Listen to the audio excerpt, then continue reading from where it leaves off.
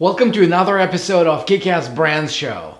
I'm Andrei Mincov, the founder of Trademark Factory, and today I bring you Isabelle Mercier Turcotte, the founder of LeapZone Strategies and Built to Rock.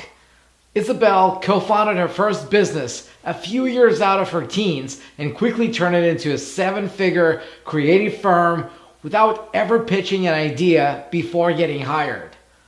As one of North America's top small business influencers, TEDx speaker, best-selling author, and TV show host, Isabelle's sole purpose is to empower 1 million entrepreneurs to rock their businesses and lives into shape by creating worldwide my life, my biz, my way movement.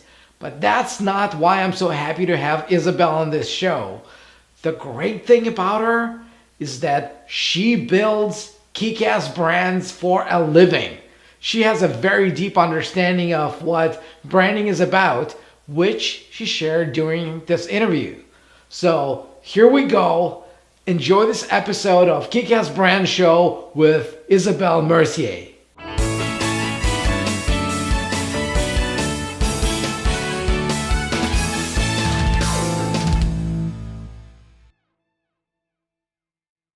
So welcome, Isabelle. It's great to have you over. It's an episode I've been looking forward to. And today we're going to talk about your kick-ass brand. Yeah, baby. I'm on. So let's start with this, because that was the question I had for you and your assistant when I had to introduce you, because you have multiple brands. And I remember when I was getting started, my biggest challenge was, do I brand myself as Andrei? Do I brand myself as, at that point it was Mincov Law Corporation? What do I brand?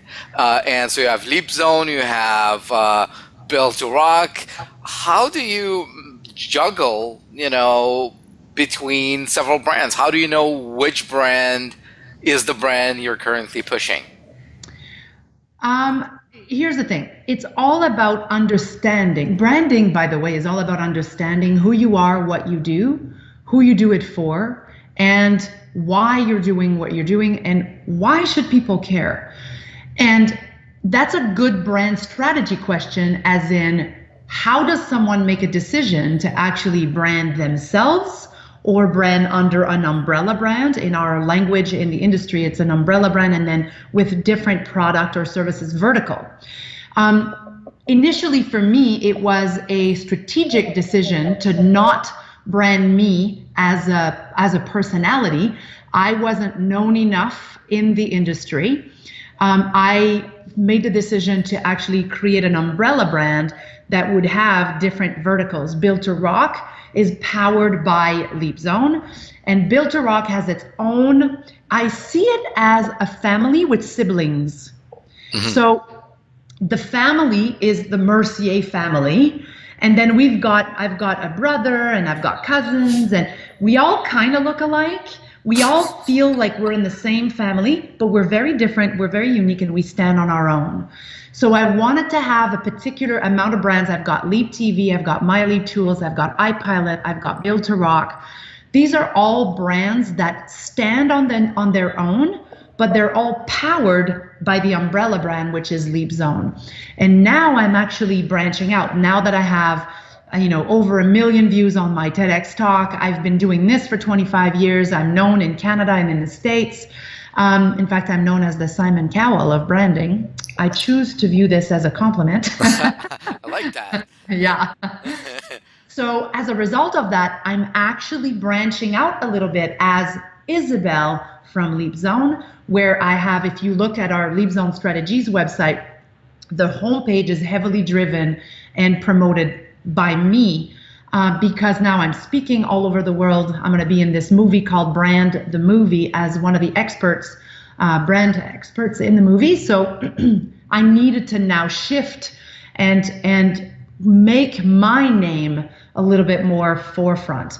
But there are times where there's a time and a place to have a personality brand, and there's a time and a place to have an umbrella brand. And that it requires some thinking, and it requires just understanding where we want to be in 5 to 10 years. Well, speaking of time, how did you get started in this? How did you realize that you could be so good at what you do with branding? Well, I was raised in a family, a very unique family. My mom is a hairdresser. In fact, my entire Mercier family, they're almost all hairdressers, which means that they work with customer service, right? It's all about building culture. I was raised with a hairdresser salon in my house, and this was no little dinky dink hairdresser salon. This was like a massive production, awesome salon. And I learned a lot. In fact, one day I might have a book entitled What I Learned from Behind the Chair. I learned a lot from my mom around customer service, how to wow and delight, how to create, a brand that is worth bragging about from a simple need product or service, which is haircutting, right? And my dad was a popular radio TV talk show host. And so I was always in advertising with him, in front of cameras, behind the microphone, and it was all about promoting other brands. And I don't know, I was fascinated. In fact, when I used to watch television as a child, during the show, I couldn't give a crap's ass about the show. I was talking, and my parents were like, "Shh, we're watching the show." And when the ads came on, oh my God. I was like, shut up, everybody. I'm an ad fanatic. I just love the way people communicate and the way people, and I've learned from that. And of course, we moved to Vancouver 23 years ago or 20 something years ago. And we started our own branding agency initially. But that was as a result of being. Was it called LeapZone right away? No, it was scenario design, and it was a branding agency where we didn't do a lot of strategy. It was basically cosmetic branding, which is, by the way, what people think branding is. People think branding is a logo and a web page. And although a logo and a web page are very important to a brand, they are not a brand. A brand is not a logo. A logo is simply a visual trigger to remind you if you like this company or not, right? The visual is all a visual trigger. And the key is to make sure that the visual aligns with the strategy, with the culture, with the vision, and it's all about alignment. So our first company was very much about the cherry on the sundae, which is all about the cosmetic side. But we did not like just taking care of the cosmetic side, because we know that the cosmetics give a false, if there's only a cherry, if you compare your business to a sundae, a chocolate sundae, and the only thing that's amazing about this chocolate sundae is the cherry on top. And design is the cherry on top. So people are going to buy it once, taste it, and never buy it again. For me, I wanted to be involved in the creation of the sundae, in the ingredients for the sundae, the order, the baking or not, the uniqueness of the sundae, the experience that it is to promote the sundae, the experience that it is to go buy the sundae. Oh, and by the way, it looks good and it tastes good. But that whole experience before, during, and after a sale, and I've digressed from the question here, but you got me started, is what was missing from my initial business. And so we cut the ties. It was easier for us to rebrand from scratch, like start something from scratch, than to elevate what we had. And so we sold that business in 2006. We took a year off, traveled the world for a while, for a year, and then came back and built LeapZone Strategies, which is all about strategy first.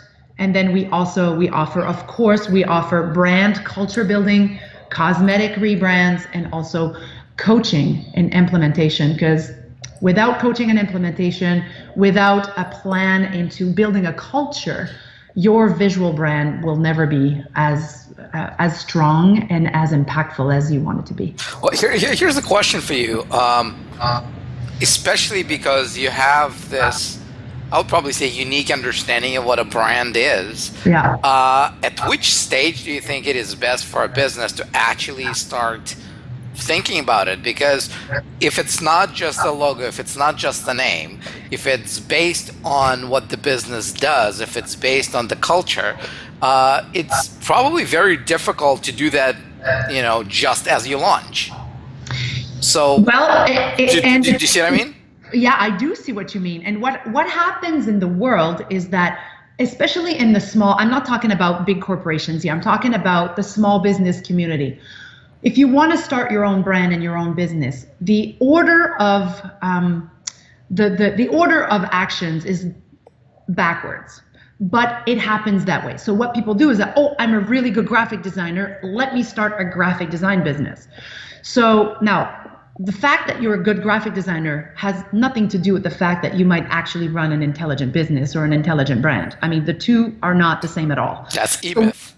Yeah, I know. And so what happens is all small business owners, they want to create a business so they feel so they create more flexibility, more freedom, more impact, and more money. But they end up very short after, they end up feeling overwhelmed, overworked, and undervalued. Period. That's 97% of all small business owners on the planet. Why?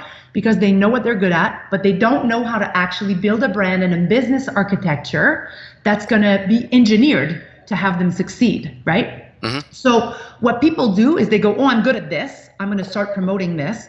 They promote it to the whole jungle instead of just to lions. If they want to work with lions, they think, oh, I'll promote it to the whole jungle. It's easier. Chances are I'll get more clients that way. Marketing to everyone is no marketing at all, right? And they're not clear about exactly what it is they're going to offer and how differently they're going to offer it. So what they do is they get a brand, according to them, which is a logo and a web page, which is, in my opinion, it's a good start because it gives them a sense of accomplishment and a sense of, okay, I exist, I'm on the web, and now I can actually start promoting. The problem is they haven't thought about the order of their offering. They haven't thought about what is the main problem that they solve. They haven't thought about who did they solve that main problem for. And what happens is they work way too hard to generate way too little money, and then it dims their spark. And then they start thinking about, oh, well, they don't like this industry anymore. They might not be good in it anymore, and they don't make enough money. Meanwhile, they work like crazy. Sounds familiar? Right? Like you've heard this before. I mean, that's what we deal with small business owners all the time. Exactly, right? So now, if they actually took a bit of time, we have to slow down to speed up, right? Like to speed up, you've got to slow down. So if they took a bit of time to actually think about, and this is what we do here at Trailblazers and at LeapZone Strategies, is to really look under the hood and look at who you are, what makes you different, how you're going to disrupt, how you're going to get the right people's attention. Then when you're clear on that and you're clear on what your X factor is, meaning what makes you the tipping point as to why I would choose to work with you, Andrei, versus anyone else, even if you're, let's say, not saying you are, but let's say you were 100 grand more than someone else. Why would I still choose you over anyone else? You don't get that type of strategy and that type of innovation from a logo and a web page. I don't. You get that from looking under the hood, figuring out what makes you different, figuring out a lot of people that I work with are coaches and speakers and service industry, which means that they're selling the intangible. How are you going to make the intangible tangible so people go, I know exactly what I'm getting. Great, I want to work with you regardless of price. That requires a certain level of clarity. And when people leave, I promise that people are going to be feeling on fire and unstoppable. And the level of confidence that gets created at Trailblazers as a result of looking under the hood and as a result of building a brand from the inside out rather than from the outside in, gets people to double, triple their business in a very short amount of time. Why? Because they're clear, because they're in tune with their inner badass, and they're unapologetic, right? They brand fearlessly, and they become more effective, more profitable, more confident. They love what they do. They love their clients, but they went about, now, your question was, when should they do this? My answer is, I would do it as soon as bloody possible, but sometimes you just need to do the strict minimum to start. Oh, sorry about that. That's my ring, by the way. I'm a rock star, apparently. Well, let's just shut all of that off. Sorry about that. I can edit it out. Okay, good. Yeah. So you were saying about just going back to when, right? Yeah. So, you were asking me earlier when to start this journey of figuring out truly what it is that you do and who you are and who you do it for. I say to that, a bloody sap. But sometimes you need to just make do with a few things, but know that that decision of making do with a few things, over time, you're going to leave a lot more money on the table, money that should belong to you. And you're going to make a lot of costly mistakes, and you're going to leave a lot of clients are going to go to Joe's cousin instead of coming to you because of that lack of clarity. So short term, you might save a bit of money. Long term, it's a disaster. So let me ask you, and by the way, you're such a pleasure to interview because you're just throwing these ideas for more questions, and I just have to pick. So it's actually something that I tell a lot of people in my presentations and seminars and webinars is that the brand, most of the most valuable brands today, they're not necessarily huge pieces of art in terms of literature or drawing design, but they're so valuable because of what they represent. So what do you think? So could Apple have become as successful if they were orange or peach? I will tell you that what's important in a logo and a word mark, which gives you a visual trigger to remind you of the experience, it's about simplicity. Yeah. It's about boiling it down to the essence of what it is. Apple is about user friendliness. It's about simplicity. It's about busting the status quo. They can't go with something super complicated. They started with a multicolor logo, right? But the essence of this is what I mean by a logo is not, it's important, but what's more important is what the logo stands for. And they've been able to create an outstanding culture, borderline cult, actually. Yep. If Apple came out with a furniture line, there would be people lining up in the store weeks in advance without even having seen it. You don't build a culture like that and a cult like that, or raving fans, by complicating things.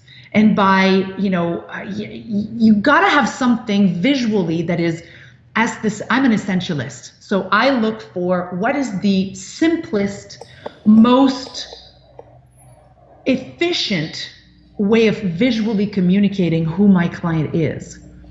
But in order to take complicated and make it simple, you got to have a depth of understanding of what they stand for, what they are willing or not willing to do to get from here to there. On our website, we have a page called How We Roll. And it's 12 principles that we stand by. And if you like our principles, chances are you're going to love working with us. We are setting the tone for whom we are being as we are doing, right? That's what branding is about. It's about who you are as you are doing. Right. And it's about simplicity, and it's about globality. You want your visual identity to be able to be recognized all over the world. And you don't need to have something complicated for that. In fact, the simplest, the better, for sure. Well, just to go back to my example, do you think they could have become as successful if they were peach? Yes. Yes. They could have been as successful if they were a peach, because they would have actually created this whole, why is Nike so successful from a check mark? Yeah. Well, whatever the thing is that you strongly believe around the actual icon, they could have been a little frog or a little whatever it is. So long as it actually makes sense in the essence of who they are, so long as they create consistency with that, and so long as the culture speaks to people. See, people don't buy what they need, they buy what they want. And they buy what makes them feel a part of something. That's what branding is about, regardless of the key is to have that plus an icon or a word mark that is so simple and so amazing that it'll be easy to recognize, easy to remember, and easy to want to be associated with. There are so many bad logos out there. Even if the company is awesome, truly, I wouldn't want to be associated with that crap. So you see, even if I like the product, I'd be like, ugh, I just simply cannot. I can't endorse that crap. Sometimes I look at stuff and I go, I can't believe someone has come up with that, and I can't believe someone has approved that. Oh my God. Oh, look, you're just saying pretty much the same thing, just in different words to when I say there's 3 requirements for what makes a brand successful. It needs to be memorable. It needs to help people. So it has to be memorable. It has to be valuable, right? Attached to a viable business. And it has to be well protected. And also what I say is that a brand is valuable if it helps people find you, if it helps people remember you, and if it compels people to buy from you. And I would add to that, if it compels people to buy from you and again and again and again, yes. Right? Yeah. So, and that's the key here. If you experience a trip and your 2 weeks of a trip was amazing, but your flight home sucked, yeah. What are you going to remember from that trip? Right? And so branding is about providing an outstanding experience before, during, and after a sale. Yeah. Yeah. Let me throw you off a little bit. So you mentioned coming from a hairdresser's family, and I can't not ask you this question. Oh, no. So because look, we tell a lot of people about you because I think you're amazing at what you do, and some people know you, and some people kind of know you, and a lot of people know you as this chick with a mohawk. So my question for you is, to what extent is your mohawk is a brand versus just, you woke up one day and thought, well, I look great with a mohawk? It started by, well, first of all, I'm a differentiator expert, right? So if I don't stand out myself, I don't know what I would be doing in this field. So for me, I like to interrupt and I like to differentiate. So of course I live that. The mohawk happened at some point, and then I created Build to Rock. I created products where I'm on camera, and these people are buying me. They see me speak, and then they're buying my program. I've kept this hairdo, one, because it's so easy. People think it's so complicated. I wake up like this. It's super easy. There's hardly anything. Now, having said that, I've been talking about that lately. I've been kind of going, I'm wanting to change my hair, but I'm recorded everywhere with this hair. So now I wouldn't be afraid to change my hair because it's who I am, and I've changed. This is the longest I've had the same hairstyle by miles, by years actually in my lifetime.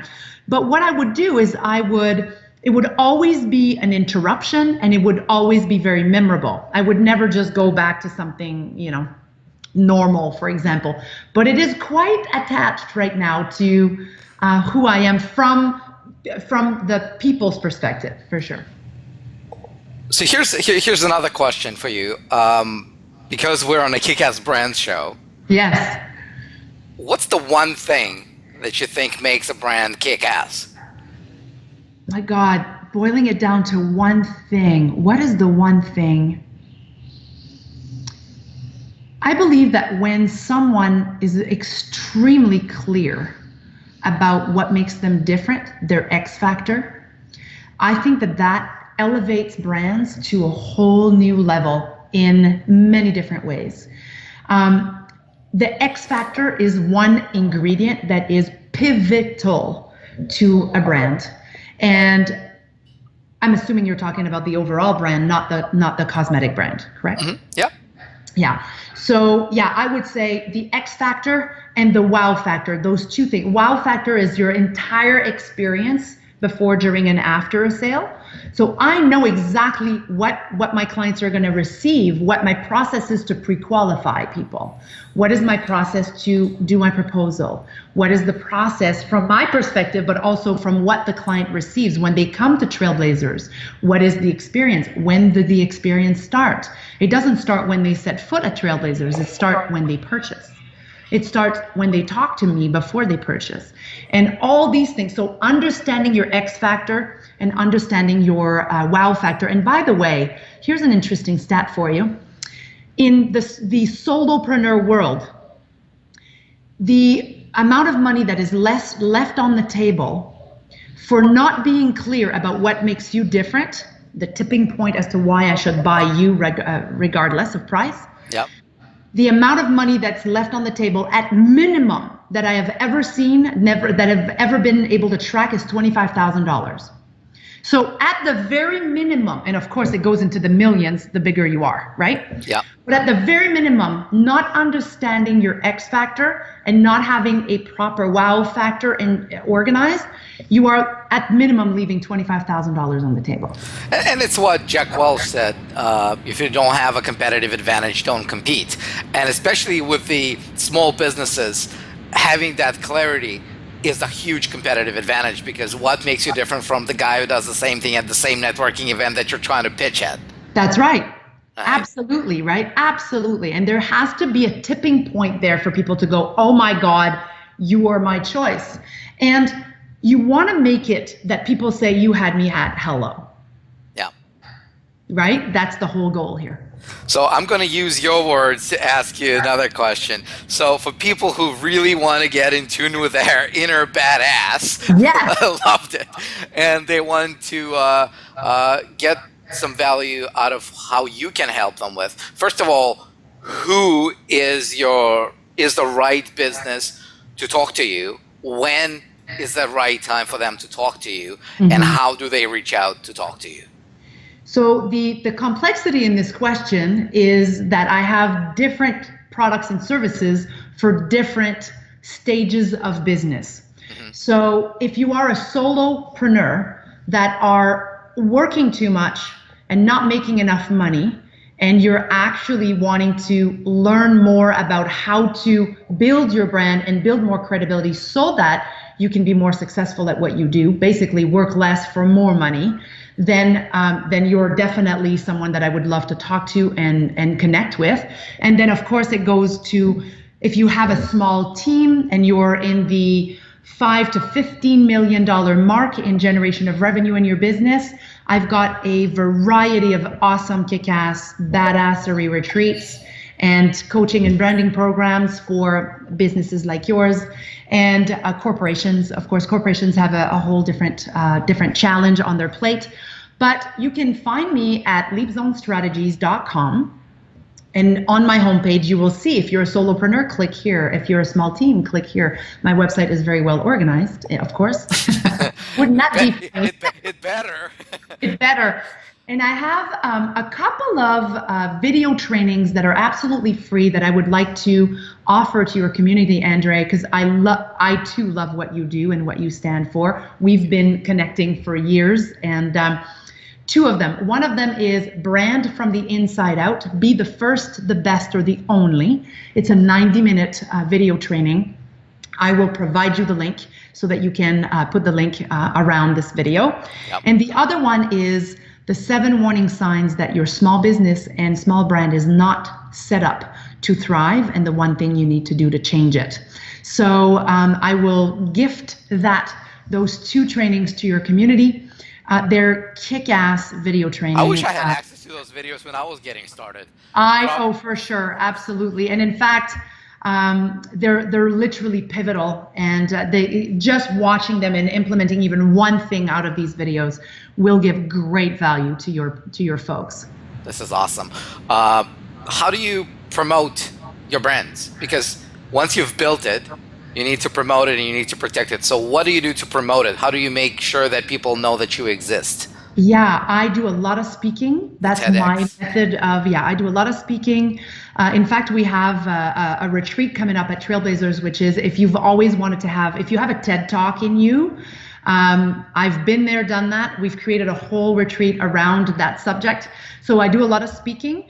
I do a lot of webinars as well, live video trainings where I can teach. I believe in teaching and giving value to help people get instant gratification, instant relief, so that they can create a bit of time so that they can work with me. So it's all about giving value, educating through webinars and speaking. And of course, I have different types of lead magnets. I use Infusionsoft as my CRM and marketing automation. And I love to provide value. My mission is to leave people feeling unstoppable and on fire.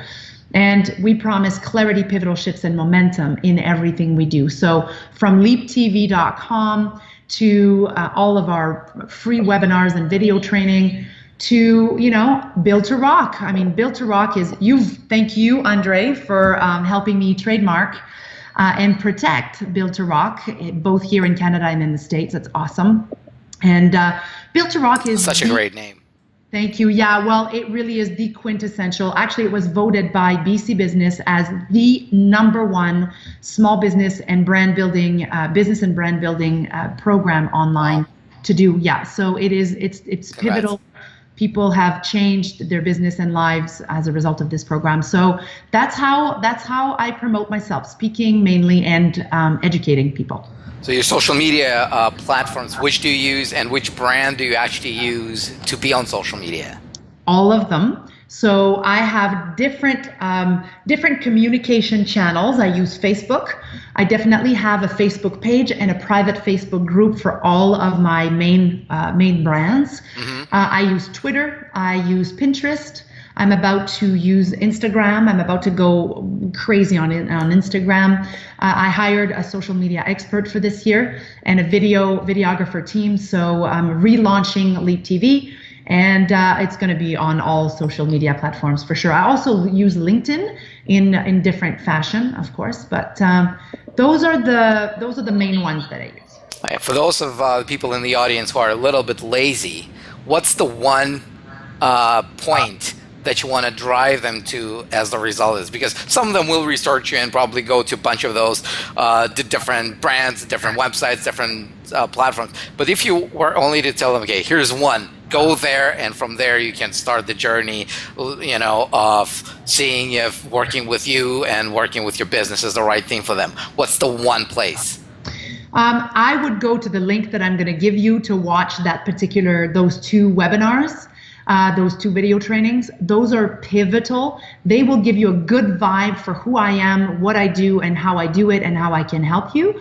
And for anyone out there who would like to investigate working with me and get a call with me, it's easy. You just go to LeapZoneStrategies.com, you go to the contact page, and there's a needs assessment there. Fill out the needs assessment. It gets to me. I get to know more about you, and then I give you a call personally so that we can chat and see if we're the right fit.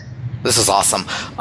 Before we wrap this up, is there a question that you wanted me to ask you, but I didn't?